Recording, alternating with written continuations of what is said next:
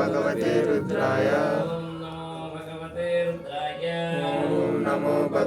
రుద్రాయ ఓం నమో భగవతే రుద్రాయ ఓం నమో భగవతే రుద్రాయ ఓం నమో భగవతే రుద్రాయ ఓం నమో భగవతే రుద్రాయ రోజు నాకు క్లుప్తంగా వివరించు అని పార్వతీదేవి పరమేశ్వరుని అడుగుతుంది.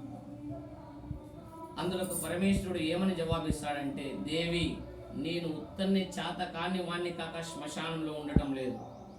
భూలోకములో నా భక్తులు నాదని సంపాదించి చివరకు చనిపోయాక వారి శవాన్ని రెండు కట్టెలపై మన శవాన్ని 2 కట్టెలపై ఒక పాత వస్త్రం కప్తారు మనకంతే.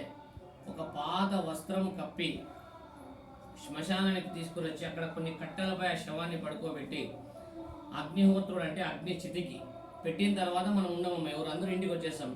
అప్పుడు మనకు నవరంధ్రాలని 9 రంధ్రాలు ఉంటాయి మన శరీరంలో. ఆ నవరంధ్రాల లోపల ఉండే మాంసపు ముద్దలు కాలి ఎగిసి పడుతుంటే అక్కడ ఓదార్చడానికి ఎవరు లేకున్నప్పుడు నీకు నేను తోడున్నానని ఓదార్చడానికి పరమేశ్వరుడు శ్మశానంలో మనకు తోడుగా ఉంటాడు అని అర్థమైందమ్మా. ఎందుకు శ్మశానంలో ఉంటాడంటే, నేను ఇల్లు కొన్నాను, కారు కొన్నాను, కేజీ బంగారు కొన్నాను, లాస్ట్ చనిపోయాక 2 కట్టెలకు ఒక పాత వస్త్రం కప్తారు నీకంతే.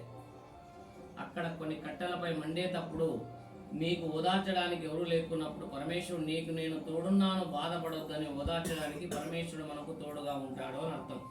అందుకే ఆయన శ్మశానవాసియే నమః అని అంటే ఒక మంత్రంలో చెప్తాము. తర్వాత నువ్వు చేసిన పుణ్య ఫలితం అయింటే భూలోకంలో నువ్వు కాలిన విభూతిని పూసుకుంటూ ఉంటాడు. అందుకే ఆయన భస్మాంగదారుడు అంటాం, దాన్ని చిదాభస్మం అంటాం.